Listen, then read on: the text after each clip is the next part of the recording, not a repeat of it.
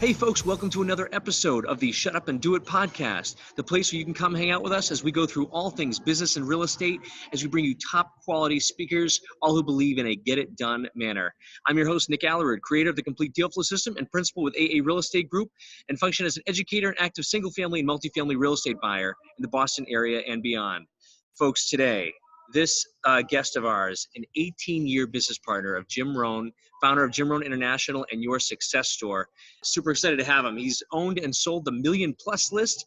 I actually have notes here because he's like so much. And co-creator for Chicken Soup for the Entrepreneur's Soul, publisher and co-author of a bunch of inspirational books. I've read a bunch of them. You guys probably have too, including one called Don't Quit, Stories of Persistence, Courage, and Faith. Personal preference of my book since he helped us get to bestseller status on that one.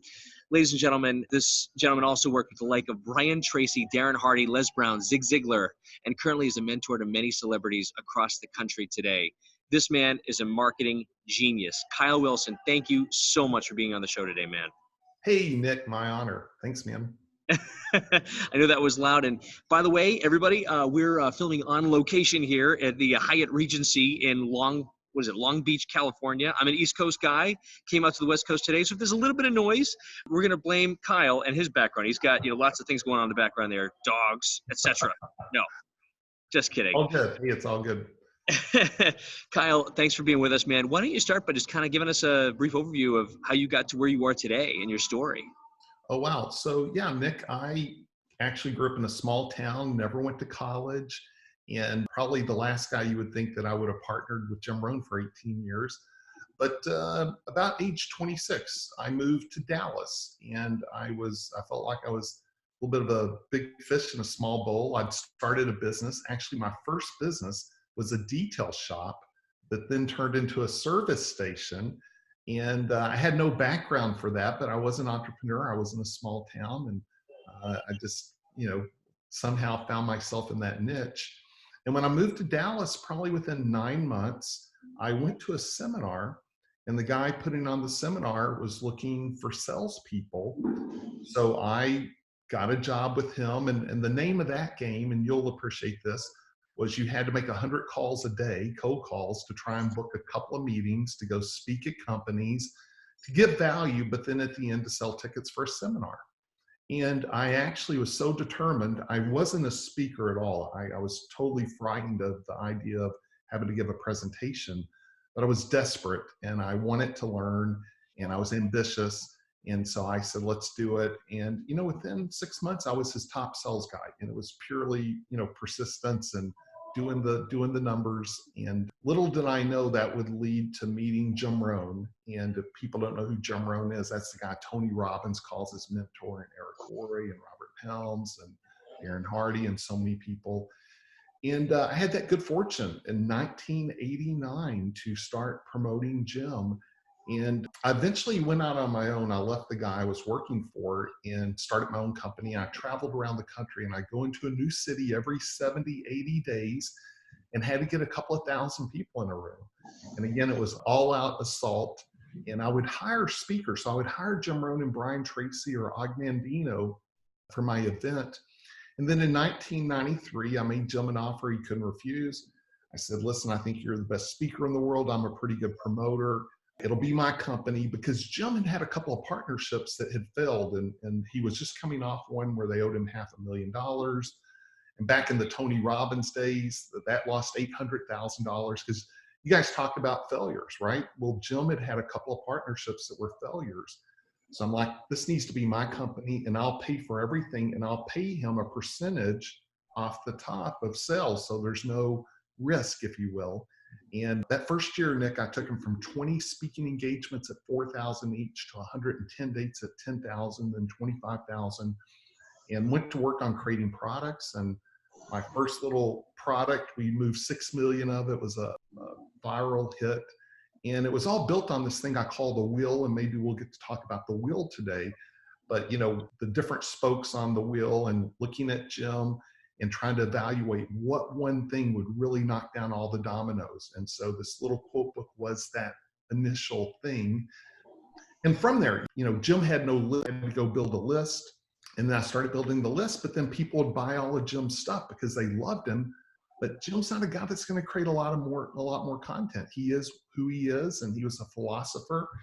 So I started another company called Your Success Story. And that's when I started selling Brian Tracy and Les Brown and Mark Victor Hansen and Zig Ziglar, and grew that up. And then in 1999, discovered the internet and, built a million plus list, and, just had a lot of success in a really fun industry working with some amazing people. I can't even believe it. And it's funny because you kind of broke the mold, Kyle, right? I think of a guy that has to cold call 100 people to try to book a seminar, and maybe from the East Coast, like a fast talking, like, hey, you really got to do this, but you're kind of just laid back. Have you always been this way? No, I was a bit of a type A, and I think I started modeling the Jim Rohn philosophy. Jim Rohn, we definitely were opposites. He was a pure philosopher, and I was a type A promoter. And it served us well, actually. But, I learned so many lessons from Jim.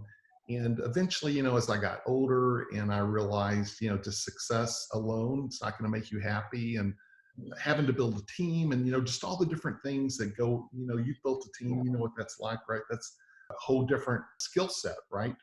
Filling a room's one skill set, selling's one skill set, but then being a leader of a company is a different skill set. And really, I think it's just with age, I've calmed down a little bit. Plus, also, I did sell my companies. I sold everything in late 2007. I retired. I became a Mr. Mom. And when I came back out about 4 years ago, I was really, clear on what I want to do and what I don't want to do. But yeah, no, at one time I was very type A. And, Robert Helms, don't you? I do. Yep. So I met Robert in 1996. He was the sound guy at the event I was putting on. He was working as the sound guy. He was in real estate, but his background was he was a DJ and, a musician, had a band.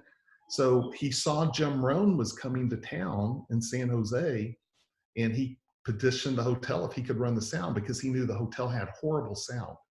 And by day two, I'm watching him and Paul Van Reed, they're taking notes, and then they go up for an autograph. And I'm like, what's up with the guy? I've never had sound guys at a seminar, be so into the event. And I ended up hiring Robert and Paul to follow us around the country and do all our events. But you could ask Robert, what was Kyle in 1996 like? And he would say, Kyle was pretty type A. But, when you're on a big event, it takes that type of personality in some ways. But, you brought up a great point. When the internet came, that changed everything for me. My new goal became, how do I fill up a room without having to go out and do meetings and cold call? And that was by building an audience. So immediately, I've always been into build an audience. I call it fishing versus hunting. If you build an audience, you can then give them good stuff and let those people that are interested raise their hand and say, hey, I'm interested. So that was my shift from cold calling. And actually, even when I was cold calling, I got really good at getting referrals. So turning, a cold audience into a warm audience. And then once they're warm, turning those into advocates. And that was the spirit of this 6 million viral marketing tool. It had a to and a from. And we taught our advocates to go become, to help spread the message. If they love Jim Rohn, how could they get 100 or 1,000 of these out in the marketplace? So I've always been a big believer in fishing versus hunting. How do I attract? And I feel like I'm kind of going in an endless loop, but that was the nature of the book you were part of, right? Is using books to attract versus pursue. Absolutely. And what was that book again? Show us that book. Oh, the little quote book. This was the Treasury of Quotes, and it had a to and a from. And, I talked about the wheel, and the wheel is, you're the hub. So I said 1993, Jim Rohn is the hub. The wheel, there's different spokes, and each spoke was a product or service he had. And then the goal is, how do you get people on the wheel? Once they're on, then you can take them around. And for me, I thought there's a little bit of a criteria if you're trying to figure out what next spoke you should use. One is it part of your secret sauce? Another, is it part of your core business? Another, is it something that's strategically going to knock down the dominoes? And I knew this was Jim's secret sauce. He was the most profound wordsmith I'd ever heard. And yet he didn't have a list of quotes, right? He would do seminars. And this is way before Google. So I compiled almost a list of almost 1,000 quotes. That's how prolific Jim was. And I got it into a hardbound book of 365. And I did this little excerpt book with a to and a from. And then we priced it in such a way people would just buy 10, 100, 1,000, give them away. And that was people in real estate, insurance, network marketing. And I had my catalog in the back. And no one's just going to give someone a quote book. Hey, Nick, take this. You know, they're going to do a commercial. Hey, have you ever heard it? If they're passionate, right? Have you ever heard of Jim Rohn? This guy changed my life. And they're going to turn it and share quotes. And then maybe even in the back, talk about some of the books that had changed their life. And then they're going to give them the quote book. And that's how I designed it. And literally, you know, within a month of creating this and getting it out in the marketplace, my mailbox started filling up with orders because we had an order form in the back. And our phone started ringing off the hook. And we'd say, how'd you get our phone number? And people would say, someone gave me a quote book. And again, the principles don't change, right? In 2019, you know, internet, social media, you know, the principles are still the same. How do you find advocates? How do you go out and fish? How do you put good stuff out? And nothing takes the place of a referral, of a warm market versus a cold market. So it's the same principles, just using it for that period of time. I love it. And I think you made a huge point, providing value, right, Yes. to the list, because, you know, I'm not on them for long, but I get on these lists of people who are just, you know, met you at a networking event or a seminar, and they just constantly follow up with like, here's my 4 products that I'm offering this month and the service. And it's like, there's no value there, right? Right. So people get off that wheel just as fast as they get onto it. And I think your wheel and your term, right, you teach people how to kind of add value constantly. So people like to stay with that wheel. Is that accurate? It is. And it is a distinction between the wheel and a funnel. And a lot of people that don't know the wheel concept, but they're familiar with the funnel, they think the wheel is a funnel, and it's really not. And I have funnels. I have like 4 different membership sites. So I totally get how funnels work. But the wheel doesn't have an agenda where a funnel typically does. So the wheel's like, I'll just give you great value. And occasionally I'll put out something you can raise your hand to. I would suspect the podcast is more like the wheel. It's not a funnel, right? So people get on your podcast, they build a relationship with you, occasionally say, hey, in Boston, I'm doing this cool event, or I have this cool free download, or I have this new book, or I have this or that. And they go, oh, I'm interested in that. And they raise their hand. Well, that's what the wheel is. The wheel is a platform to bring value and then let people decide what they want, right? And versus an agenda that says, okay, because you bought this book, I already know who you are, and I'm going to now drive you into, and I'm not saying there's anything wrong with that. I'm just saying that's the distinction between the two.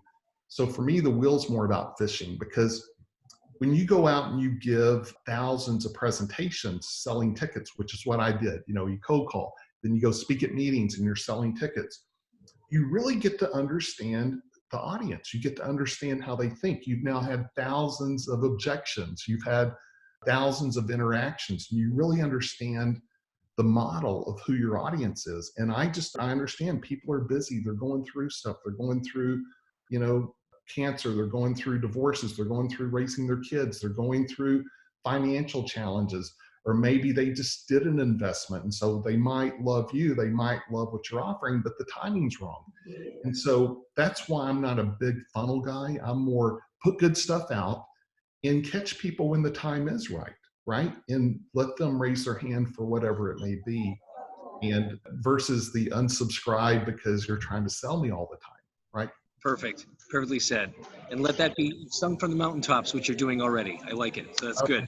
What have been your maybe challenges as you kind of grew this business, if you don't mind sharing any?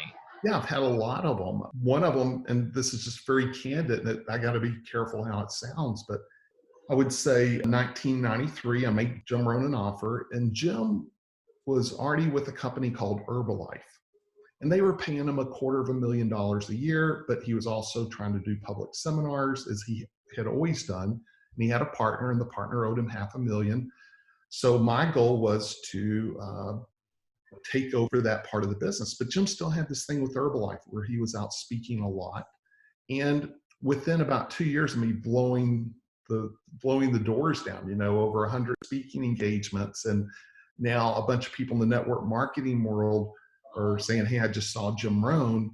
Herbalife came back and said, hey, instead of $250,000, we'll pay you $1 million, but you got to quit working with Kyle.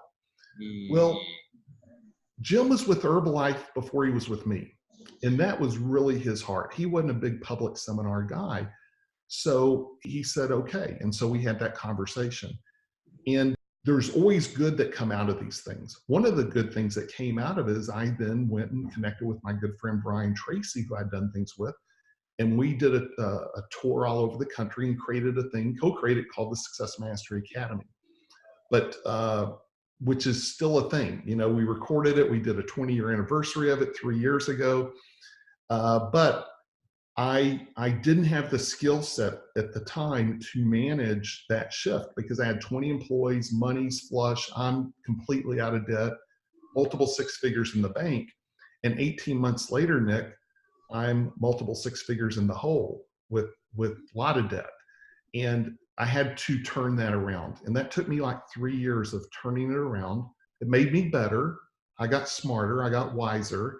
And eventually I got Jim Rohn back. And when I got Jim back, now we were charging $25,000.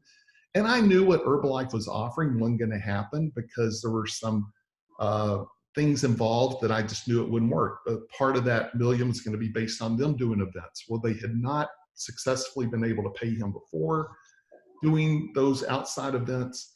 So eventually I got him back.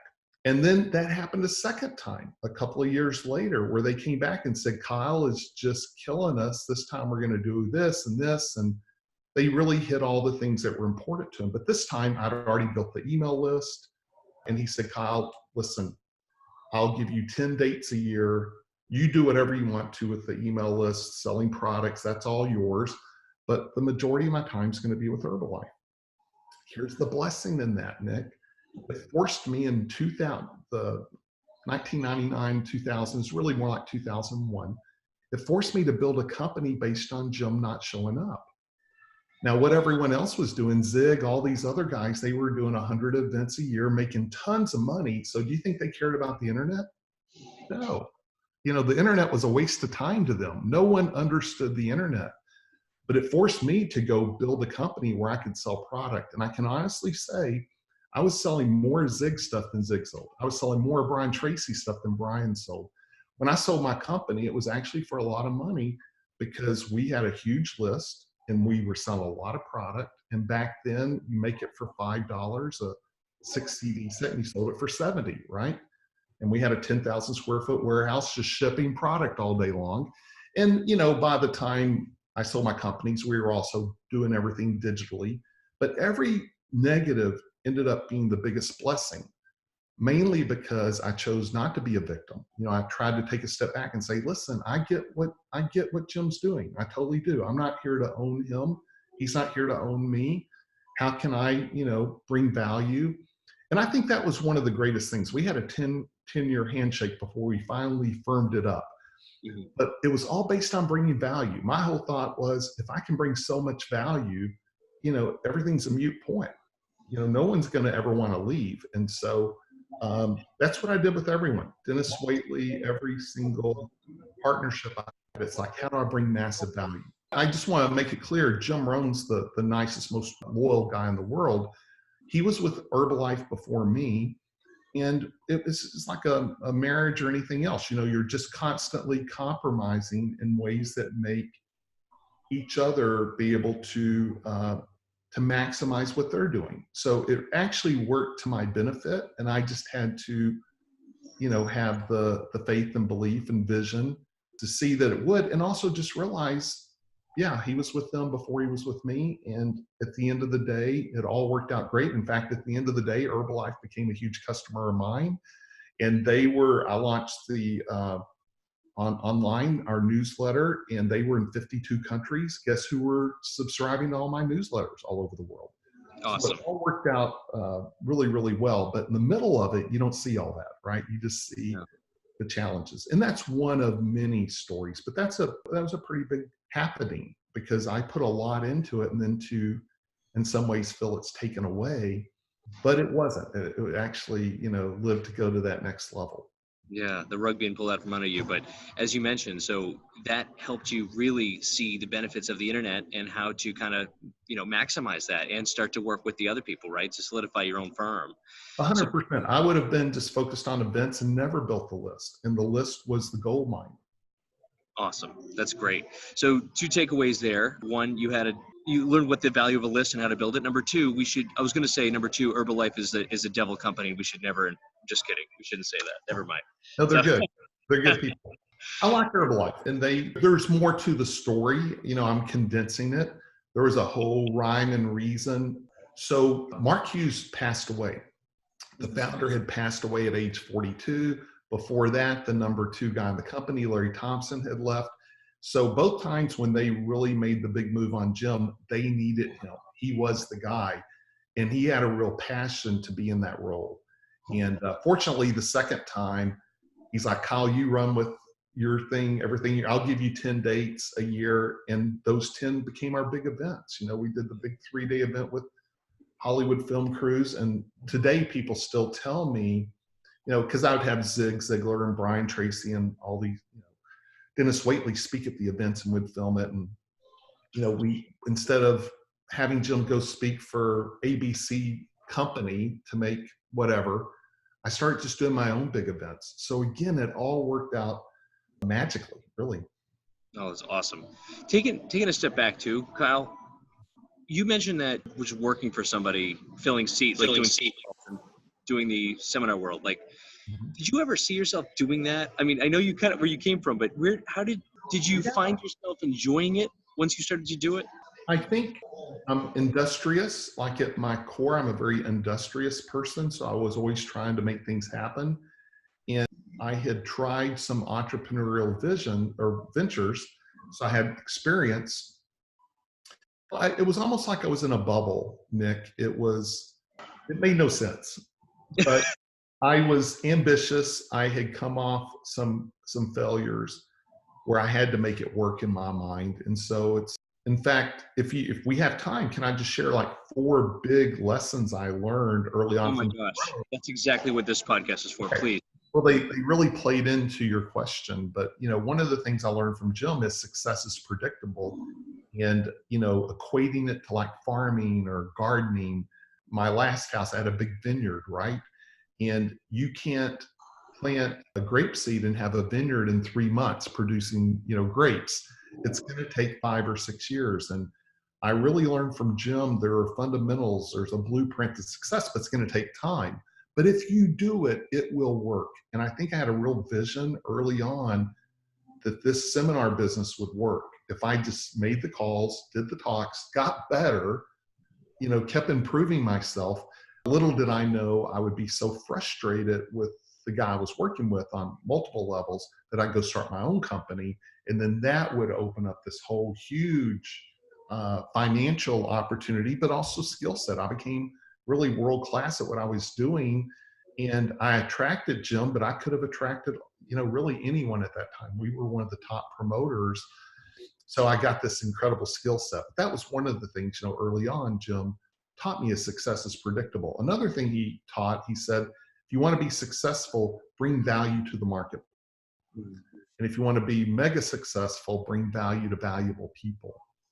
And again, I equate that to like you have in this podcast. You've created a platform for your audience. You've created a platform to have guests on, right? That they can now get presented to your audience. That's becoming valuable. And I felt like as a seminar promoter, through my company, your Success Store, I was, selling millions of dollars of products. So I was taking on everyone's products. So all these different ways to become valuable to the marketplace was very powerful.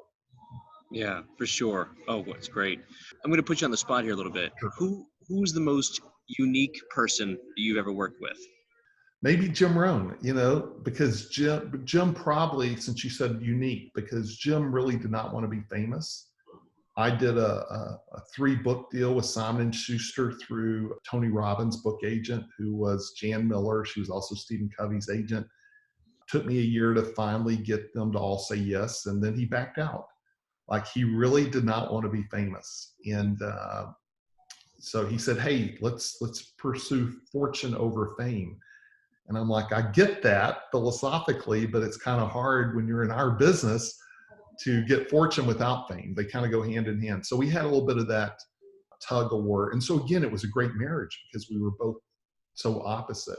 I am confident, Nick, maybe millions of people more know who Jim Rohn is because of me than would have otherwise.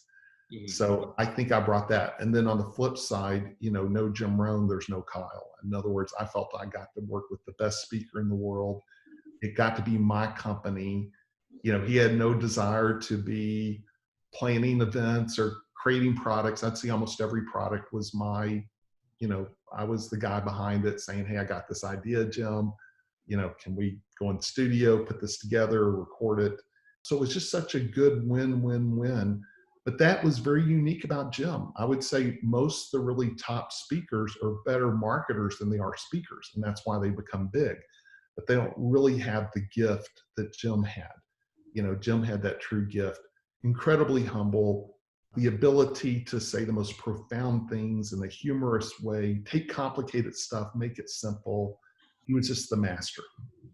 Yeah, no, for sure. He was a special, special dude.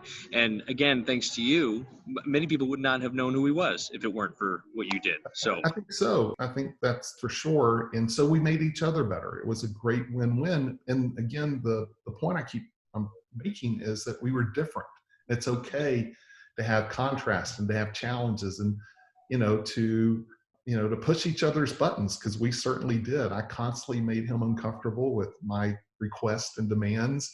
And like just something kind of silly, but 3 different times I did products that had assigned and numbered. So I did the hardback treasury and quote. So I'd do 10,000, but I'd do 5 normal and 5,000 signed and numbered. Same thing with the leather bound journal of Jim Rohn's. And now he had to sign 5,000 books and sign 5,000 journals, which, I remember him saying, Kyle, can you please never do another signed and numbered? Like, that was not his thing, right? To sit around and having to sign books. He thought that was a little bit silly and, again, overhyped up. And I'd do the big events and have the lights cut off and we're playing Right Here, Right Now by Van Halen. And it's like, is this necessary, right? I'm not Tony Robbins. I'm just the farm kid from Idaho. But we had those contrasts going, but it was good. for sure. That's a good question too. Did you ever have an opportunity to help promote somebody, but maybe you chose not to? You don't have to share names, but yeah. What were the qualities or lack of qualities of those people why you chose not to work with them? Okay, let's just say from a business standpoint, let's just take that right off the top. From a business standpoint, if it was just going to be a one-off for me, it wasn't going to work. So for example, with Jim Rohn, I got to build the wheel. I got to build the empire, if you will. Everything affected everything, affected everything. Everything came back into my domain. I'm promoting Brian Tracy. It's a one-off. We're doing a product, we're doing an event. But people at the event that fall in love with Brian, they go back to Brian and they book him for speaking engagements that I'm not the agent and I'm not the business partner. And so that's my number one thing is one-offs and JVs don't work for me, because ultimately, and I have this little saying, the talent always wins. So the talent, people are always going to find the talent. And that's why record labels are out of business. That's why publishers are out of business, because that middleman is gone these days. And that's totally fine. It's like, but that's always been my criteria is, could this really be a marriage where I could have complete, not control, but complete reciprocalness, and everything I'm sowing is going to come back. And I had multiple, Ron White, the US memory champion, Chris Widener, Dennis Waitley. I also became their agent, which meant I ran the whole thing. I had the team. They didn't even need a secretary. So I was everything. And that was a magical relationship. But that wasn't going to work for Brian Tracy or Mark Victor Hansen or Zig, because they had their own teams. And so we would do some joint ventures, but we weren't going to go do the whole thing. So that's one thing. And then back to the maybe the personality or integrity question. Zig Ziglar had a great quote, literally has saved me millions of dollars. He said, never do a good deal with a bad guy. And that's, sometimes I test early and, I'll kind of go along with some stuff just to find out what someone's philosophy is. And if you find out they're not a win-win person, If they're not thinking in terms of what's fair, what's right, it's like, okay, over small amounts, I'll risk 1,000 or 10,000, but I don't want to risk 1,000,000. I don't want to risk 5 years of my life going down a road with someone that's not reciprocal, that doesn't think in those terms. And I have made those mistakes, but fortunately they were short-lived. But, back during that day, I got hit a lot. If you're filling up huge rooms, which I was, and if you're, got a million plus list, you're getting 100 solicitations a week, right? By everyone wanting to be part of your world. So I said no all the time, but being a nice person doesn't qualify. That doesn't mean you're going to need to work with someone. So a lot of Jim Rohn would say that sincerity is not a test of truth. So you got to get over people that are great networkers. Some people are great networkers, but that doesn't really matter to me. What matters is, can they bring value? And can I bring value? Sometimes there's deals that I didn't feel like I could bring value. So if I'm not going to be able to bring value, it's not going to work out long term. Eventually they're going to say, hey, Kyle, I don't get why we're partners, right? If you're not doing anything. And so if it's going to end up in a divorce, eventually I try and avoid it. That saves so much time. Great time management, right? To say, and you got to let go of the fear of loss. That's 100% true. Someone once told me, and it was a negative way of thinking, but a partnership is a sinking ship from day one. So as long as you're okay with the ship eventually sinking, however long we can get out of it and have a marriage, that's even better, right? I think there's definitely some truth to that. With Jim Rohn and I, it was magical, but it's interesting that in 25 years, that's the only one that really, really was the game changer. The other ones, I've just never had another Jim Rohn type of relationship, because everything was just, was perfect. Yeah. And then now, no, I wouldn't even be open to it, because I don't want to give my life to someone else's career, right? Like I'm just in a different frame of where I want to be. So that was a magical partnership, but it was a rare partnership. Yeah, no, for sure. And minus the affair that he had with, the other company. We won't mention them, but It all worked out good. Honestly, I wouldn't have built the million plus list. If there was no Herbalife, I don't think we would have made it to as big as we did. Gotcha. That's awesome. Honestly. What transitioned you into the book world? Getting into creating books, publishing? Yeah, so I had sold millions of books before, because almost everything we did, we self-published. I had a Simon & Schuster deal. I had a Random House, but the self-publishing I did with Seasons of Life and 5 Major Pieces and the Treasury of Quotes, I moved millions of books, and I could print them for, $1. The little quote book's 30 cents, and I could put my front real estate, my back real estate, and I controlled everything. And I came out so much better. Now, I would have done the big Simon & Schuster 3-book deal, but that was, Jim didn't want to do that. But that would have been checking a different box. But so I had that in my pocket. I retired. When I came back out, I was doing an inner circle in Los Angeles and Dallas, my masterminds. And there was a 25-year-old actress, Erica Dela Cruz. I watched her hustling. I saw her have a great philosophy, giving, and we don't have time for the whole story of, and I'm like, she's not making any money, and yet she's doing this philanthropic work for Lisa Haisha, who's in the book with you. So Lisa Haisha, her husband's Lee Aronson, the creator of The Big Bang Theory and 2.5 Men, and they've hosted my inner circles at their house. And Lisa has her own Amazon show, and she was doing this huge philanthropic event, and I got Erica to be one of the red carpet hosts. But she had to get videographers and editors, but it wasn't a paying gig. It was philanthropic. And here's this actress not making any money, right? Showing up. And I have such an empathy and appreciation for how hard it is in the music world. And, if you're an actor, that whole thing. And so after watching her and watching the hustle, I said, listen, I got an idea. Because I'm a big believer in getting people to come to you. So I have this idea for a book, and we go get a bunch of other millennial women, because she sold me on some really powerful, cool things about millennials. If you want me to share it, well, I don't know how much time we have, but I became a fan. And, I'll share a couple just to close that loop. But just, that they get accused a lot of social media and Instagram and all that. She said, no, that's our business card. We get to have our own TV show every day. We get to be our own newspaper. We don't have to go through a middleman. I'm like, wow, that's powerful. And she just started selling me on all the positives. And hey, listen, if we don't care about it, we will quit. You know, people accuse us of quitting. Well, on the flip side, you know, we determine if we think it's important. If it's not, we're not going to do it. We have to be sold on it. But so there's just this whole appreciation. And me having sold my companies and starting over, I literally, Nick, started over with no list, no intellectual property. People are like, you don't have your listing more? No, when they bought me, that's what they bought, you know, and I didn't have the 300 intellectual property. No, I had nothing. So I didn't feel like a millennial, but I had empathy for anyone starting at zero, right?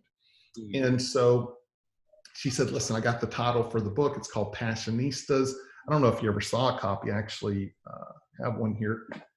And, but this book, we had 40 amazing women, and mostly millennials, and East Coast, West Coast, a lot of fashion, Hollywood, the whole thing. And I say it helped me pull that playbook out. I had a lot of playbooks. I still do, but if I didn't have a purpose or passion, I didn't do it. So I did that. And then I did 2 more just like that were very, you know, built around an inner circle member, and it was very passion, mission oriented.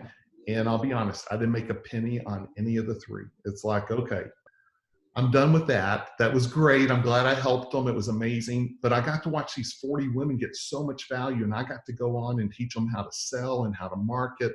We did 6 group calls. We hit number 1. I could go print them in bulk. It was just like unbelievable what we offered them. And so I have this inner circle mastermind with people all over the country, and I would watch them go out and try and do book deals. And one guy paid $40,000 per editor, and he didn't get number 1. He didn't know how to market. He didn't have an editor. He had a ghostwriter. And I kept having that happen. I'm like, okay, well, I'll do a book. And I did a book called The One Thing That Changed Everything. And I thought, okay, let me give people 15 boxes to check, including hitting number 1 and an editor and a coach, but also how to market, how to build a list, how to just whatever I'm good at. If I'm not good at it, I'm not going to talk about it. But if it's something I've done, which I've had kind of a eclectic background in doing all this stuff. And then lastly, I'll add some celebrity authorities in it. Let me put some big names, some athletes, some musicians. Like in the book you're in, Don't Quit, we have Todd Stoudemire, 15-year Major League Baseball player who I personally coach. We have Robert Alt. Robert is the founder of Olay Music, $1 billion company. He grew up blue-collar town in Canada and never went to college and figured this whole thing out himself. And he signed Taylor Swift first, you know, early on, Beyonce, Rush. I'm at his house in Toronto, and there was all these Rush, you know, signed guitars and pictures and photos, and, you know, the whole Taylor Swift story. Amazing guy. And he's in the book. And so we have some really cool, Lisa Haisha, who we mentioned. So we add the celebrity authorities, and it's something I really, really enjoy doing. I think the number 1 reason I enjoy it, A, is I'm good at it. I have a great team. But B, if I did an online course, let's say on marketing, how many people do you think actually would go through it and benefit from it? Great question. I already know that. Probably We have less an than, online course. probably less than 10%, right? Right. And now I'm losing sleep because they didn't, you know, it's like, okay, you can't make someone do something, right? So I don't do an online course. I put it all in my book. So here's what we have: 15 boxes people get to check. But how about if they don't do any of them? They don't do one single box. At the end of the day, they end up with a 250-page book with a bunch of celebrity authorities, some amazing stories. They're now a number 1 best-selling author, and they get 100 books. And they can get additional books for $2 each. Was that worth what they paid? And the answer is 100%. And then there's all this other side collateral. So it's just something I feel like I can bring a ton of value. I've done it. I didn't read a book to teach what I'm teaching. I've actually lived it and done it. So we just kind of found something that's really cool. So I had to have a reason to get me to play the card. And the reason I keep playing the card is I feel like it's such a great value proposition. It's kind of easy for me to do. And we have, as you know, like in the book you're in, just such high caliber people. Like we just have the highest caliber people in the book. and most of them are part of my inner circle. In fact, Eric, who referred you, he's part of the group, and I coach Eric. And the books now become about 50% referrals. Every book sells out. I don't even get to announce it to my list because it's already sold out in advance. But we're doing them at about the right rate of what I'm comfortable doing, and so it's just kind of like, it's something I enjoy doing. Yeah, and I'm as a huge believer. So to my audience listening now, right? So Kyle has this program where he literally takes you by the hand and shares with you how to write your story, because most of us have a story, right? The whole point of this podcast are people who've been through challenges and been through some things. This particular book really resonated with me, called Don't Quit, and most of my viewers here already know about my challenges in 2005 with my first 5 deals going awfully wrong. Well, I turned that into a story. Kyle then takes that story, puts it with all of these other incredible people, and literally makes you a bestseller, which is one of the coolest things that anyone has ever taught you how to do. And he doesn't just do it, he teaches you how to do it along the way. So huge believer here, and not that you need any more promotion, but that was one heck of a program. And thank you for leading through that with us. That was cool. Well, thank you, because you even asked me before the podcast, do I want to promote anything? I said, no, I've got my free 52 lessons. So this was all unscripted, but no, thank you for, asking me about the book. And hey, you actually have a copy right there with you. Why don't you hold that up? We'll have the show notes too. So folks, this is what Kyle just created. We had an editor that went through it, and we're super blessed to have been inside. It's a very inspirational book. We've read I haven't even gone through the whole thing yet. We read most of the stories in it. All of your books that you've done, I mean, I've read now 4 or 5 of them. They're incredible stories, very inspirational.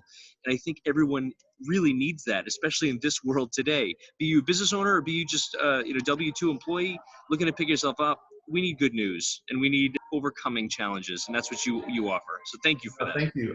Dakar Sites is our editor coach, and she's the one that keeps the wheels on the bus, and project manager, and she's done all 9 books with me. We've done 9 now, and just like on the cover of your book, Lisa Haisha, who has Soul Blazing, amazing, Todd Stoudemire, Jesse LeBeau, who's got an incredible story, Robert Alt, and then Heather Self. I mean, Heather was a welfare mom. She was paralyzed at one time, every kind of challenge you can imagine. Now she's a multimillionaire, her and her husband, in the real estate world. And these stories, and I loved your story, Nick. I loved how authentic, and that's the key to all this. We really teach people to tell secrets, actually, which is similar to your show, right? Be authentic, be relatable. Don't invent something, but actually, be open to it, because it is when we're vulnerable and authentic, we can actually help people. And that kind of came through in this whole Passionistas book, the first one we did, where instead of being, oh, look at me, it was the opposite. It was like, hey, here's some challenges, here's some circumstances, but I'm hustling. Maybe I haven't hit it yet, but I'm hustling. I got the right attitude. So what I loved about your stories, you talked about multiple failures, right? How you had to overcome. And that's something I've always been attracted by you, is just this hustle you have and this positivity. I've never talked to you where you weren't just uber positive, right? Which is a real gift. I think that is a gift. Not everyone is able to pull that off. Well, is that something you've had to work on, or is that just natural for you? I think the world's full of too much negative. Well, you and I, every guest I even have on this podcast, right? We come from a place of abundance, from a place of love, of giving, of value. And there are times in my life, just like there are times in yours, where you're feeling really down on yourself. And I find the best way to even pull me out of that is to just, if I'm posting something on social, it's inspirational. It's because I need it, right? And right in the right mindset, I start go to my gratitude journal. So I just think it's a service that we're providing to all of our networks. I think it's a big service, Love it. And here's the thing. I met a guy who had sold his company for $100 million. It was Wise Trade. His name was Mark Sparks. And he was wanting to start a TV network, and we did. It's called the Success Training Network back in the day. And Robert Helms, Darren Hardy, Zig, Jim Rohn, and so me and Mark partnered on it. But his first question, and he was totally sincere, he said, "Have you ever failed?" And he just left it at that. And I'm like, "Yeah, definitely." He said, "I want to know a couple of your worst failures." Mm-hmm. I'm like, okay. And I told him. He goes, "Okay, great. Now we can work together." because he said, I never want to be part of someone's first failure. If they've not failed, they don't know anything, right? And so again, in your story in the book, you talk a lot about failure. I mean, you talk a lot about challenges you went through, which means I can trust you. I've seen people get up on stage in the multifamily space, they'll win, win, win, win, win, and everyone I know that knows them has lost, lost, lost, lost, lost. And I'm like, okay, I don't trust that person. I want to hear, the bad with the good. And I think in my world, like in the marketing world, when a guy says, a ClickFunnels guy says you can spend $1 on Facebook and make 3 back, and he talks like that's the norm. No, that's not the norm. 90% of the people lose money buying Facebook ads. That's not the norm. The norm is, unless you're a brilliant marketer, you're probably going to lose money until you can figure it out. I want to hear that, but I don't really trust the people that don't tell the bad with the good, because not everyone needs to jump in head first. Some do, some don't. Yeah, we even have a label for people around here. Like someone comes up, just made 160,000 my first single family fix and flip, or we just had our first, cash out refi on a 200 unit building and cashed out for 800,000. If they haven't failed yet, we call that home run complex. That's even worse, because now they know everything. They're going to just dive into the next one, with no regard, because they can't lose right now, and that's a disease. So I have a guy in my inner circle. He's been in a couple of books, Tom Burns. The guy has raised $400 million. He's an orthopedic surgeon. He's not even a full-time real estate guy. And he was talking to a recent person who didn't go through 2008 and who wasn't around at 9/11, 2001. And, the guy's just telling him in XYZ class of XYZ, you can't fail no matter where the economy goes because of this, this, and this, and this. And, Tom's just smiling. It's like, because the guy doesn't even know, because he doesn't, he's read books.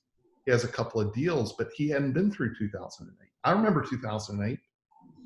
Remember 9/11 too, right? So, Jim Rohn would say the only thing worse than ignorance, right? When someone's ignorant is when they're arrogant and ignorant. Like, that's the worst.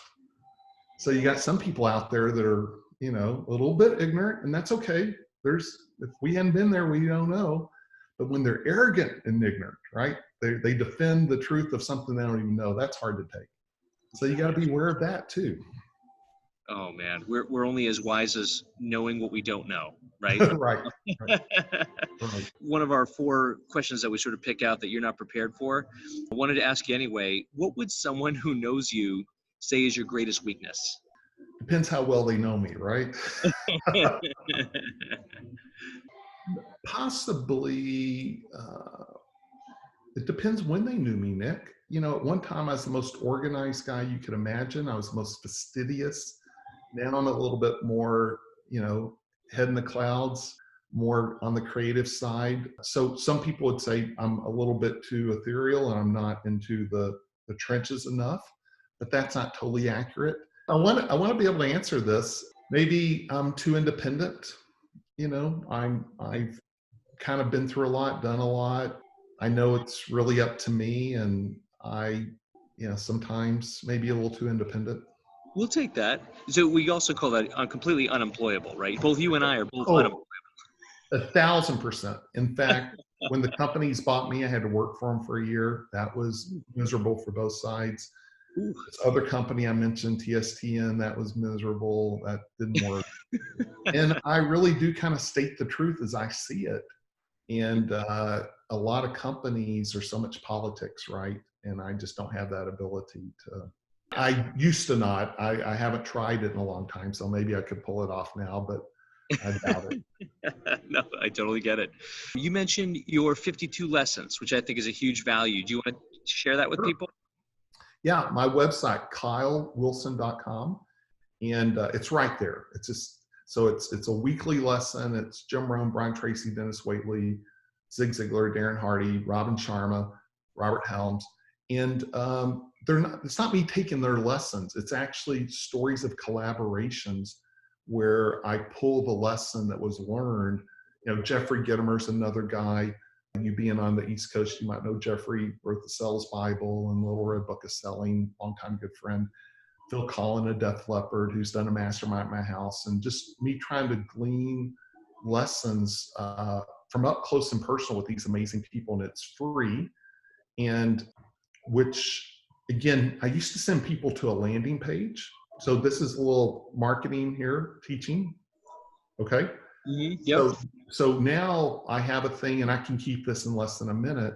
There's 4 keys to a website in my mind. Number 1 is you want to have a mystique or your brand. Number 2, you want to have 3 or 4 taglines that represent you based on your avatar, your secret sauce, what makes you special. When I say avatar, like who's your ideal customer, what are they going to see? So I don't put everything I've done because I got to get it down to 3, but those 3, who's their avatar. Number 3, social proof. So when you go to my website, it's a little bit over the top of Brian Tracy and Jim Rohn and Darren and Phil Collin and Todd Stoudemire, but that is part of my secret sauce. Is I have some phenomenal testimonials from these people. So it's a little bit over the top, but that is kind of my secret sauce. And number 4 is your opt-in. And so my opt-in, I have kind of I'm proud of it. It's kind of a cool looking, different than the norm.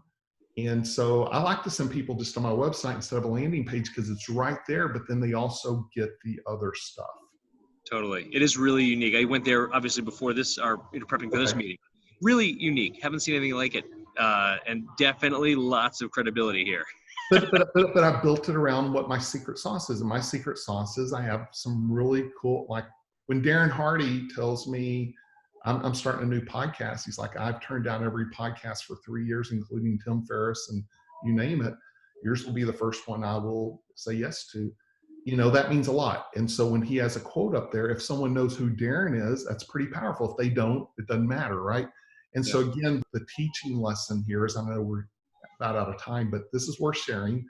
You know, Jeffrey Gitomer said, Kyle, where do you live? And I'm like, Jeffrey, I live in Texas. He goes, so you're going to give out your address to everyone and let them come knock on your door? And I'm like, of course not. He said, where you live is your website and social media and Instagram, Facebook. That's where you live, on LinkedIn. Make sure your website represents you, that your social media represents you. And so that was a powerful thing. So that's my encouragement to everyone is, again, think about your secret sauce, what makes you special, and then make sure it's there front and center on your website. Don't make people look too hard. So that's all I'm trying to do. And the people that go, who is that? You know, that guy's arrogant or that guy's this or that. Well, listen, they're going to think that anyway, right? So you got to get over what people think. That's it. True? I learned that lesson about 10 years ago. Yes. Exactly. First of all, they're not thinking about us anyway, right? So they don't think it. But if they do, you know, you're not going to get them anyway. Eventually, they're going to think that. So. Oh my gosh, for sure. Talk about awesome value here. So folks, if you guys are interested, go to his website, kylewilson.com. We'll put it in the show notes. He has his free 52 lessons with all of his people he's worked with, credible names there. And, you know, he's not asking you to get on a wheel, but just, you know, get on that wheel. And when you're ready, you'll see what else Kyle offers. And I'll tell you from experience, really, really good stuff coming out of this gentleman's camp. And Kyle, we both are so limited on time. Thank you for all your time today. My pleasure, Nick. Thank you so much. Really loved it. Love you. Love what you're doing. Appreciate you. Honored you're part of the most recent book. So thank you for your time with your audience. We'll also put the link for the most recent book in the show notes as well. Perfect. It's called Don't Quit. You can find it on Amazon, and it is a #1 bestseller thanks to Kyle and team. So. Thank you, Nick. Enjoyed it. Awesome. And guys, thank you so much for listening to this episode of the Shut Up and Do It podcast. You can check us out for all new future episodes and past episodes at shutupanddoitrealestate.com. And until next time, Nick Aalerud here from AA Real Estate. See you soon.